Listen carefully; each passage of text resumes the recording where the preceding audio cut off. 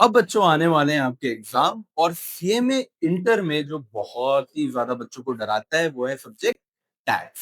अब टैक्स में बच्चों को ऐसा लगता है कि सर जीएसटी में अगर कुछ अपन स्कोर कर लेना तो पास होना आसान हो जाएगा। तो डेफिनेटली बच्चों मैं यहाँ पे आया हूँ आपको बताने की क्या पढ़ना है लास्ट मोमेंट में ताकि आपका जीएसटी में बढ़िया नंबर आ जाए। बहुत बार ऐसा होता है बच्चों कि हम पढ़ते बहुत कुछ है और एग्जाम में जाके डब्बा हो जाते हैं। तो ये प्रॉब्लम दूर करना पड़ेगा। हमको सेलेक्टिव स्टडी करनी पड़ेगी, वो स्टडी करनी पड़ेगी जो एग्जाम के लिए रेलिवेंट है। इसको बोलते हैं बेटा इंग्लैंड में और अमेरिका में 80-20 प्रिंसिपल। हम इंडियंस इसको यूज नहीं करते पर चलो आज हम इसको यूज करेंगे। 80-20 प्रिंसिपल क्या बोलता है बेटा कि आपके 20% चीजों से यानी 20% सिलेबस से आपका 80% मार्क्स बनता है। यस, कुछ ही ऐसे सिलेक्टेड टॉपिक्स है बेटा जो इंस्टीट्यूट बार बार पूछता है और मैं आपको वो टॉपिक्स बताने वाला हूँ। चलिए फिलहाल मैं अपनी बात पहले कर देता हूँ। I am CSCA Debashish Goswami and I have over 7 years of experience. I have also done MBA, MA Economics, LLB and BCom. Now let's dive into the most important topic कि सर एग्जाम में क्या आ सकता है। सबसे पहले तो बेटा ITC, input tax credit, इसके अंदर सेक्शन नंबर 16 और 17 लिख के रख दो, आएगा ही आएगा। अगर मैं एकदम स्पेसिफिक बोलूं तो 17 के अंदर भी बेटा सब सेक्शन 5 जिसको हम कहते हैं ब्लॉक्ड क्रेडिट। ब्लॉक से आपको किसी और की याद तो नहीं आ रही ना? याद आ भी रही है तो रहने दो, अभी एग्जाम तक तो सोचना भी मत। ब्लॉक्ड क्रेडिट पढ़ना है। क्या पढ़ना है? Block credit. दूसरी चीज क्या पढ़ना है सर? एग्जाम्शन। अब बेटा एग्जाम्शन के अंदर इतना सारा है ना कि मैं आपको क्या बताऊं। तो सर कौन से एग्जाम्शन पढ़ने हैं और एग्जाम्शन के इतने सारे लिमिट्स है, कैसे याद करें? तो बेटा ये देखिए, ये जो चार्ट आपको दिख रहा है ना बहुत ही सुंदर सा, इस चार्ट में पूरा का पूरा एग्जाम्शन समराइज है। ये मैं आपको दे दूंगा फ्री में। फ्री में? हाँ बेटा फ्री में। दूसरी चीज, 10 ऐसे एग्जाम्शन के टॉपिक है जहां से बार बार एग्जाम में क्वेश्चन आता है, वो भी मैं आपको दे दूंगा फ्री में। Exemption sorted. चलिए तीसरे पे आ जाते हैं।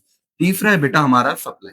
अब सप्लाई के अंदर आ जाता है हमारा section number 7, section number 8, schedule number sorry schedule number 1, schedule number 2 और शेड्यूल नंबर 3। इतनी बातें बेटा आपको बहुत ही अच्छे से पढ़ लेनी है, थोड़ी सी भी इसमें गलती नहीं करनी। इससे आएगा क्या क्वेश्चन? सीधा का सीधा केस स्टडी। देन अगला है बेटा बेसिक्स। अब बेसिक्स आता ही आता है बेटा, वो भी कई बार 14 मार्क्स तक का। जी हाँ, 14 नंबर तक का बेसिक्स आता है। और हमारे स्टडी मैट में ना बेसिक्स बहुत अच्छे से दिया नहीं है।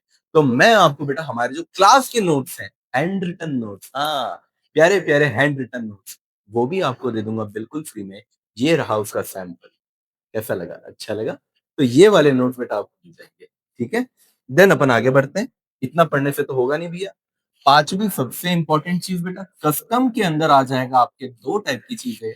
एक तो एसेसिबल वैल्यू का कैलकुलेशन और दूसरा type of duty. Got it everyone? अब टाइप ऑफ ड्यूटी के अंदर एंटी डंपिंग ड्यूटी बहुत समय से आया नहीं है, ये आ सकता है। बाकी जो बेसिक कस्टम ड्यूटी है, सोशल वेलफेयर सरचार्ज है और आईजीएसटी है, वो तो आते रहता है। ये तो आपका कॉमन है, एग्जाम में आ सकता है। देन क्या आएगा सर?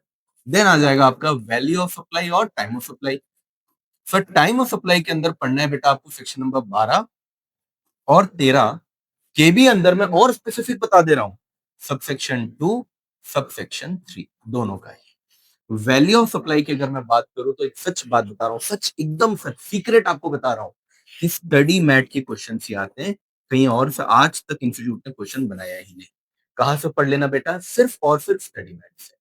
आखिरी इंपॉर्टेंट चीज, सातवीं चीज। सातवीं चीज है बेटा ई वे बिल, ई इनवॉइस और आपके टाइप ऑफ रिटर्न। ये छोटे छोटे टॉपिक हैं लेकिन लोग इसको इग्नोर कर देते हैं और ये एग्जाम में लगातार लगातार लगातार 7 मार्क्स का आ रहा है। कितने नंबर का आ रहा है बेटा?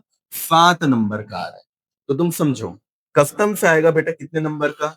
ये 7 नंबर फिक्स हो गया। ये बेटा आपका 7 मार्क्स यहाँ फिक्स हो गया। ये लगभग आपका कई बार 7 मार्क्स का आता है, कई बार नहीं आता, तो 28 मार्क्स को यही हो गया। इसके बाद देखो बेटा, ये वाले टॉपिक से अगर 7 मार्क्स का और आ जाए तो कितना हो गया? आप तो सीएमए हैं, आपको तो मालूम है 35 मार्क्स हो गया आपके 50 में। तो आप हो गए बेटा आराम से टैक्स में पास। तो जितना बोला हूँ उतना करना है। जो-जो रिसोर्सेज़ की मैंने बात बोली है, वो सब आपको इस लिंक में मिल जाएगा और अगर कोई भी डाउट, कोई भी छोटा-सा इत्तू सा भी अगर डाउट हो, तो कॉन्टैक्ट कर लीजिएगा इस दिए हुए नंबर पे। ओके? All the best.